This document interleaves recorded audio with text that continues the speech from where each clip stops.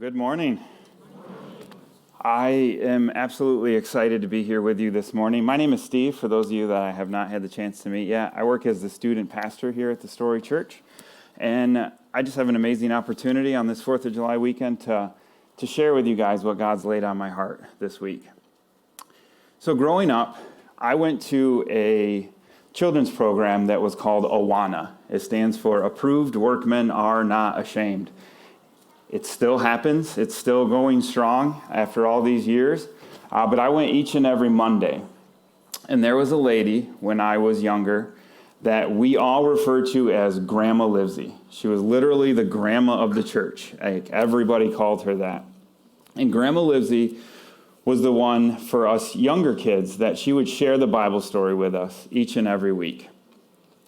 And quite often, she would give us an opportunity to respond to what she was sharing. And so it would be just a simple invitation of, if you feel like you're ready to commit to God, you're ready to accept Jesus into your life, you can put your hand up and we can help you do that right here and now. And it was actually during one of those times at Awana that I put my hand up with some other kids, and I accepted Jesus into my life for the first time many years ago. I'm not going to say how many, but many years ago.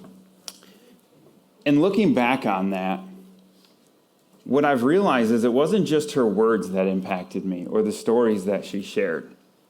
It was her faithfulness.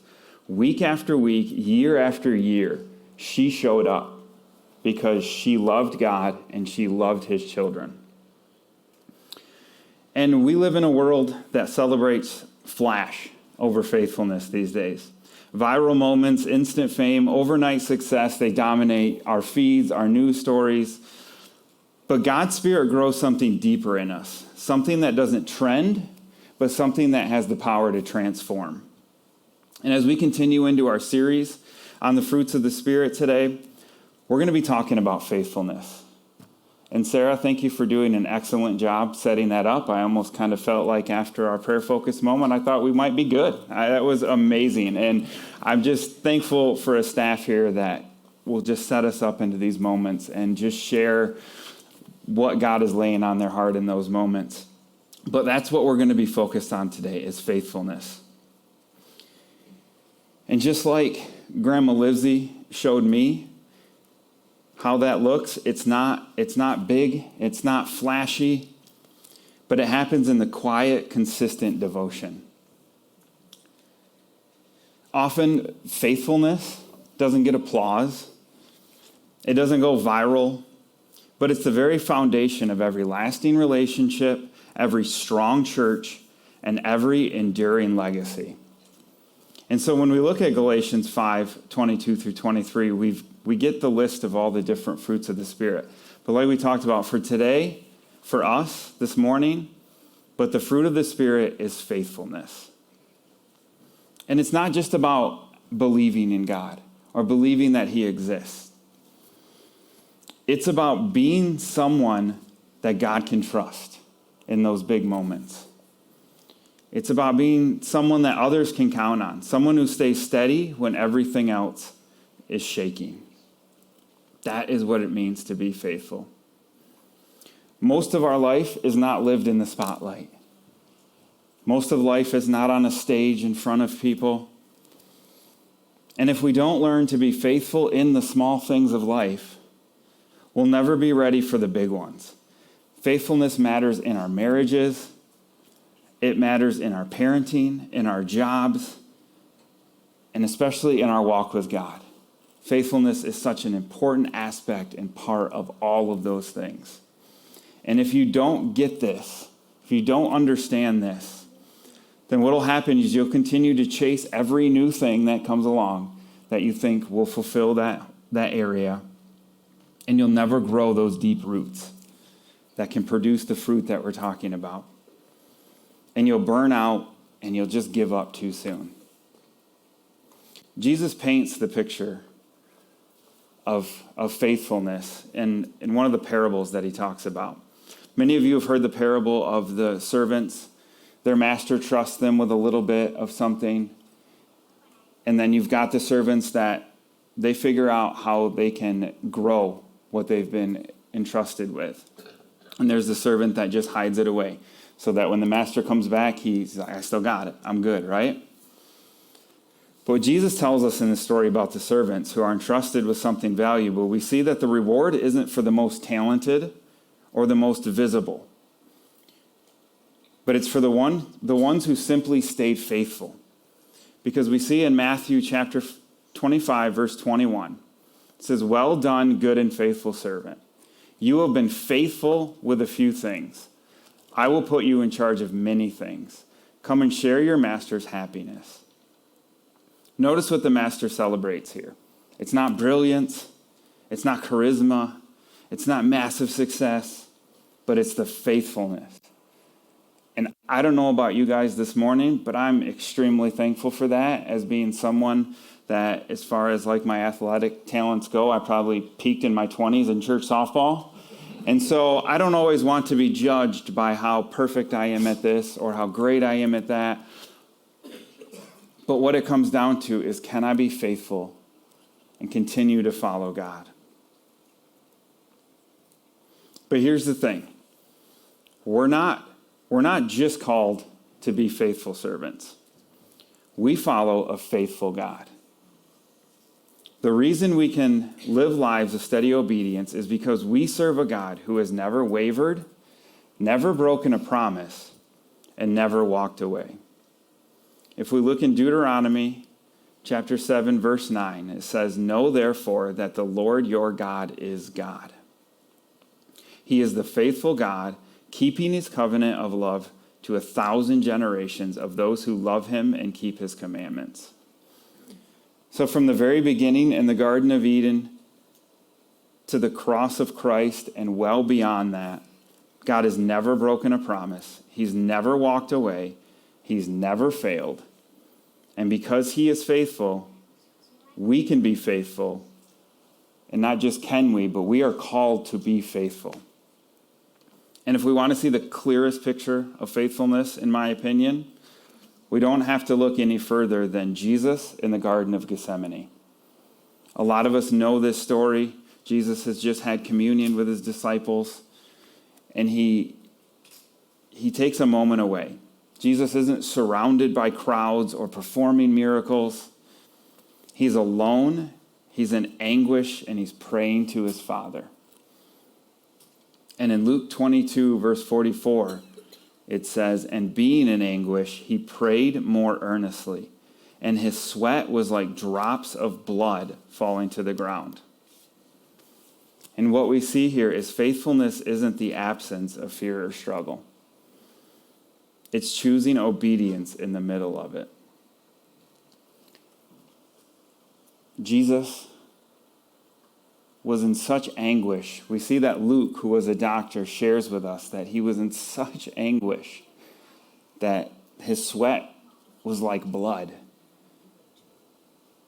And we see that even if we're afraid of what we're being called to do, even if we're stressed about it, we're not sure about it, that's okay. We look to Jesus as the example, and we see that, sometimes it is extremely difficult. God does not promise that faithfulness is going to be easy, and we see that here with Jesus. And if we're honest with ourselves, we can probably think of something that God is pushing us into to be faithful and to follow the example of Jesus. Now, for me, and we talked about it for months leading up to it, for me it was NTS camp, never the same camp. As we're getting ready to head out to camp, I'm preparing, I'm getting everything ready, making sure we have transportation, forms are filled out, all the fun stuff that the Lord did not bless me with the talents for, to make sure that everything is organized and set and ready to go.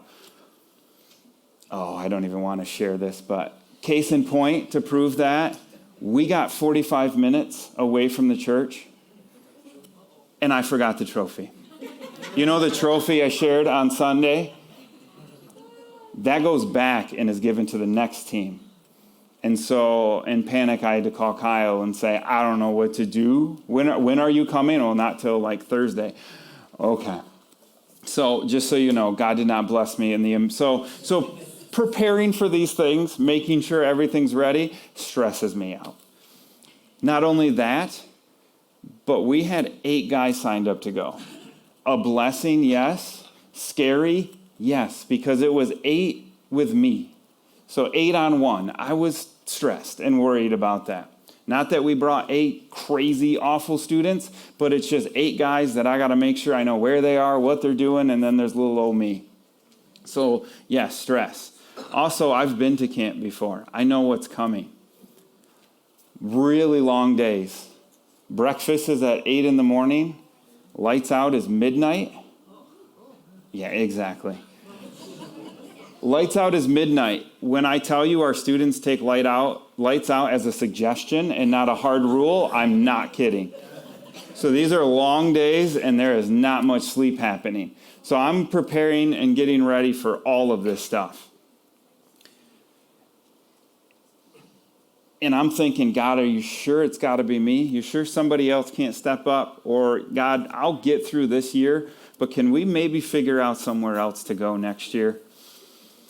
We head out Sunday, and we have day 1 at camp, which is just a partial day. And then you have your full first day on Monday. We got to our 8 o'clock session on Monday, and I was already done. I was like, I have multiple full days left, plus that final day of getting packed up and getting out of here. And so heading into that session, I'm thinking, Lord, give me strength. I do not know where this is going to come from. And when I tell you God is faithful and God steps in, he did it in that moment. Every time we go to session, there's different things that happen, and then there's a huge time of worship. And I think I've even talked about this here when preaching before, but I'm always amazed to watch hundreds and hundreds of students just in praise, singing out to God, just full in. But it wasn't just that. Some of our students, what happens is when the band comes up, the students all want to rush up front so they can be right up there with the band and have a great time. And so a few of our students did that. So I thought, I'm going to go see what they're doing up there. So I walked up to the front, and I noticed 3 of our boys in full worship, hands in the air, singing loudly to God, not caring about what this person or that person might be thinking of them. And I'm not afraid to admit to you guys, I started crying in that moment. Just tears of joy. And in that moment, I just felt God saying, we're going to get through this, and it's going to be a good week. And we're going to get more into that as we go on, but I wanted to share that with you guys because God steps in. It's not always that immediate, I understand that, but sometimes God will reward that faithfulness. Even when we're struggling, even when we're not sure how we're going to do it, even when we're asking God, if maybe it doesn't have to be me. And what I learned was faithfulness is the quiet strength of staying when it would be easier to leave. Yeah, it would have been a lot easier heading into camp to think, maybe somebody else can fill this role. Maybe I can send my youth group with another church or something.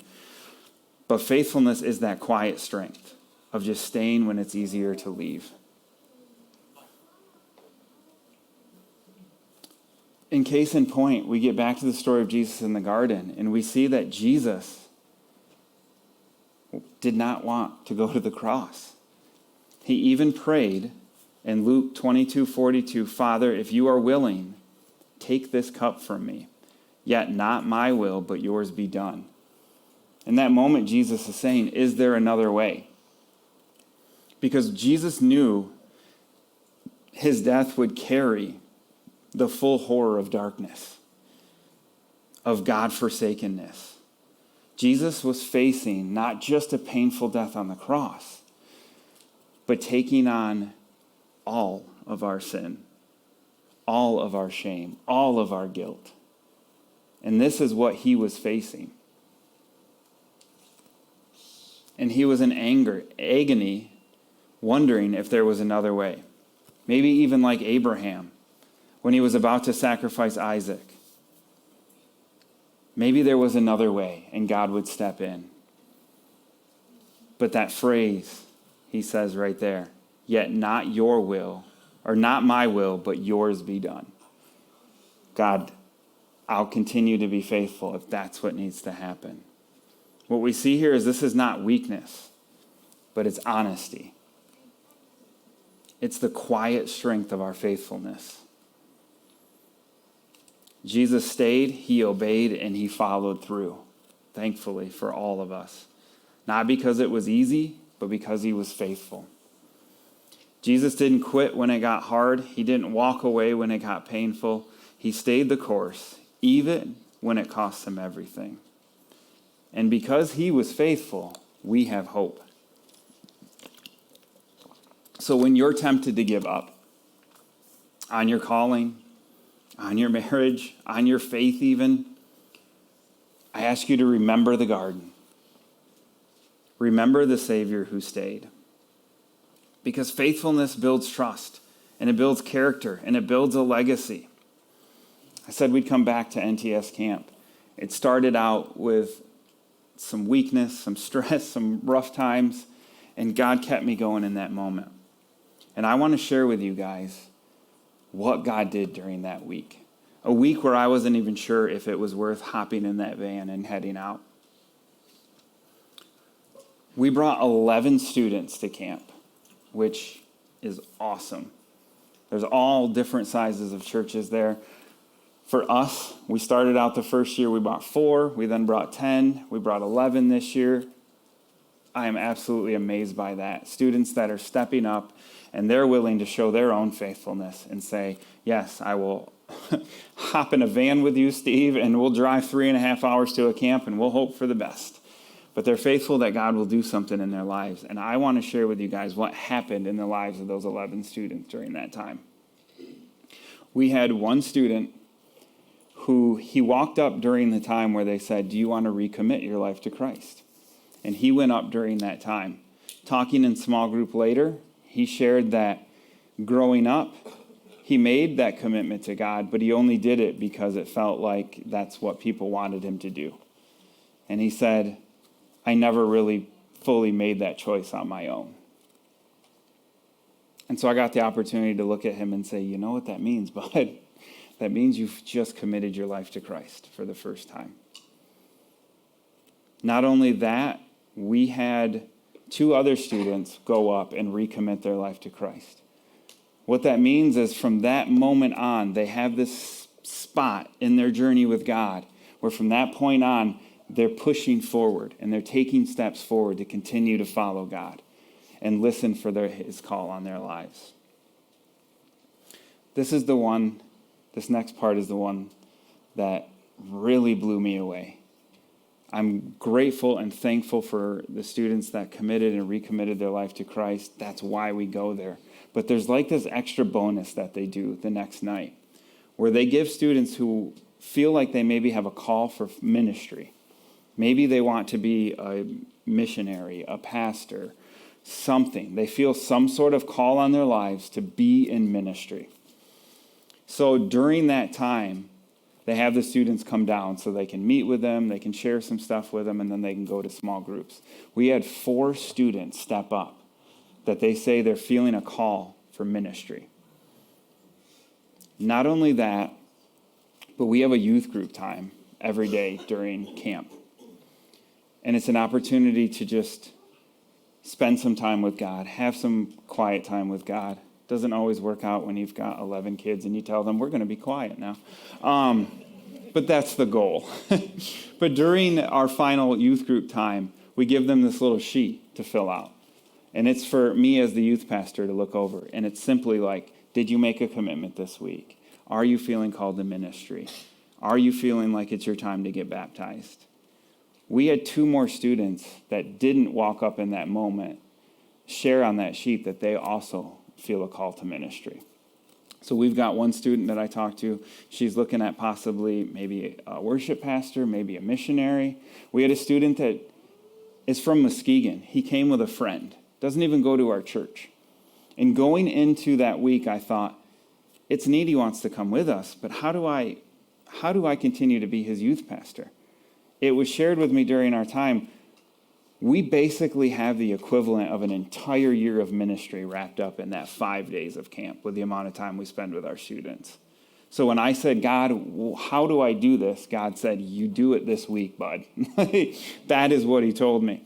And so that same student is one that said, I feel God's putting a calling on my life for ministry. Maybe it's something in music, because he's very talented in music, but also he said his dad does counseling, and his dad lets him kind of help out with that sometimes.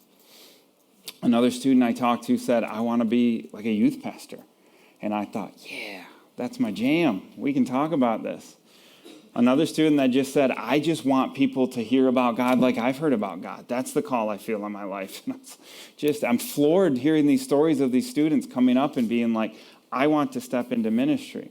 And then also we had a student check on there that he's feeling like he's ready to get baptized. And so this week where I said, God, I don't know about this. Is it just going to be a week for students to come, goof off, stay up all night, drive me crazy, and then we go home? And God said, no. Be faithful. Because the people who change the world aren't always the loudest. Kyle. It's not as fun when he's not here. But they're the ones that don't quit. The ones who keep showing up. They're the ones who stay when it would be easier to leave. Faithfulness means choosing the right direction and walking in it one step at a time. That was literally camp for me in some of those moments of just, I can't think about what's happening tomorrow. I got to figure out, what are we doing next? What's the next step? Just one step at a time, getting them to where we need to go. And the thing is, we don't do it to earn God's love, but we do it because we already have it, and he was faithful to us first.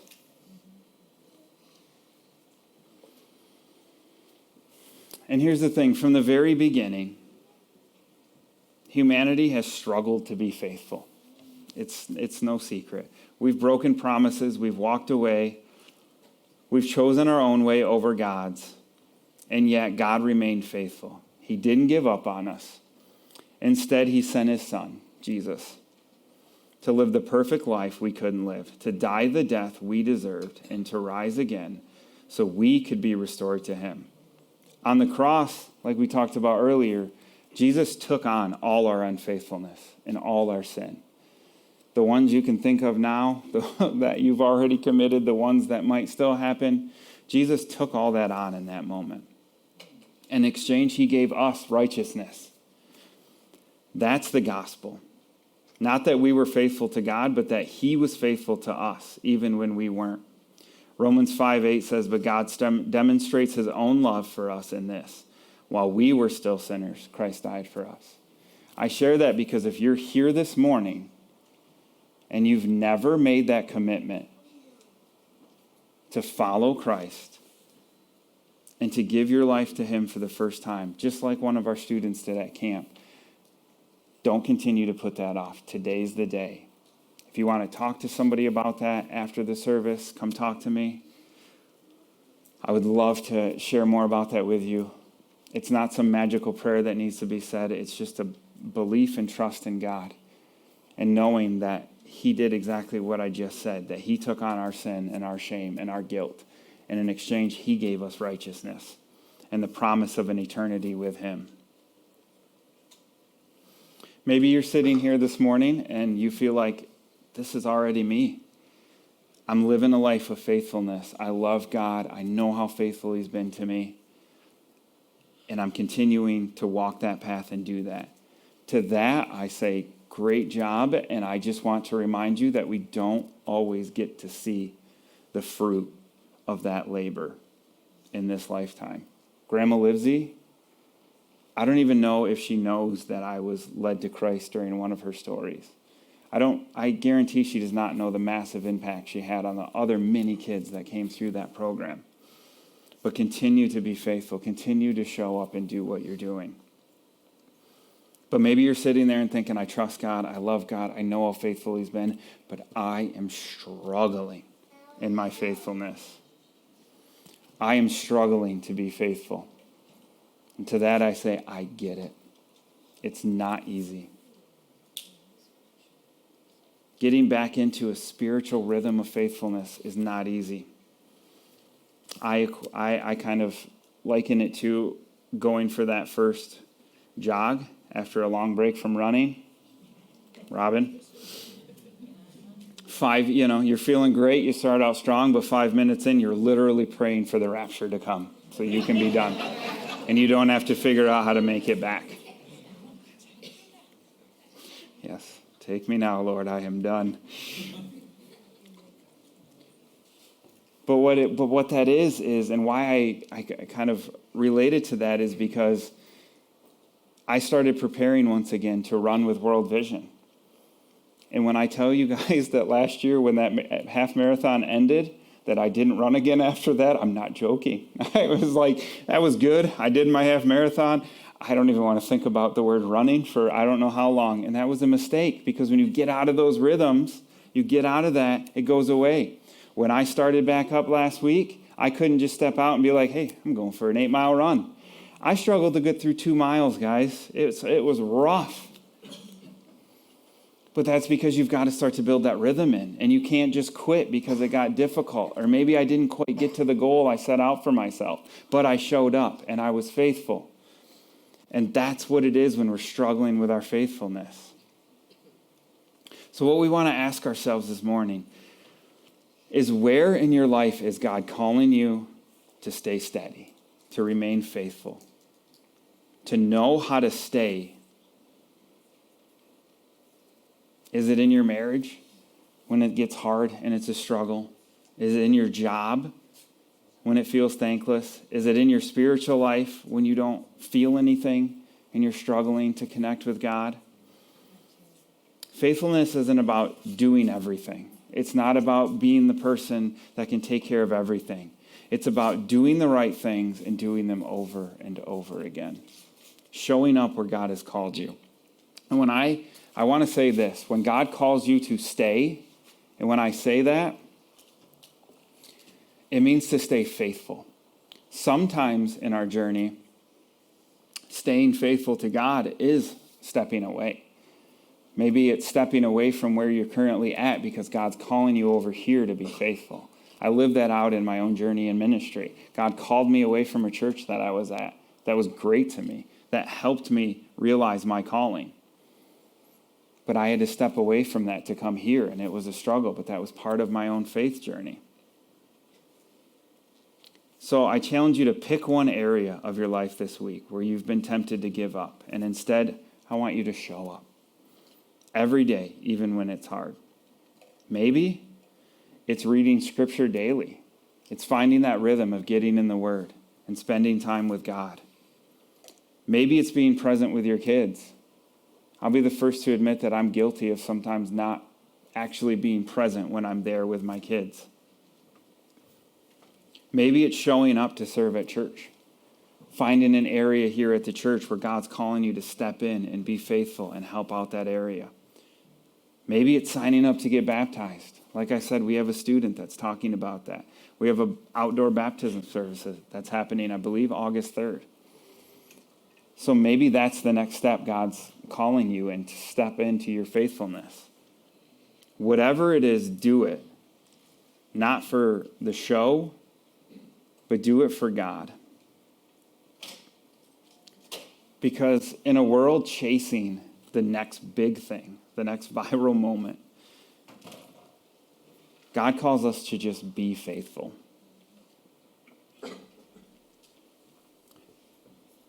God calls us to be someone who shows up when no one else does. Quite often when it comes to my own ministry with students, that's the easiest, also the hardest, but the most important thing to do is sometimes to just show up and be there. Be someone who keeps praying when the answer hasn't come. I know that difficulty of praying over and over and over again for God to do something. But be that person that continues to pray for it. Be someone who keeps loving when it's not returned. Be someone who keeps serving even when no one's noticing. Be someone who keeps trusting when it would be easier to walk away.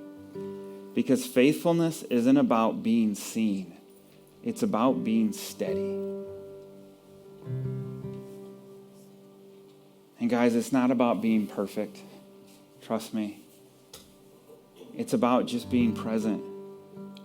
It's not about the hype, but it's about the hope that we have in God. It's not about the spotlight. It's about the long road of obedience in the same direction. And here's the good news. You're not doing it alone.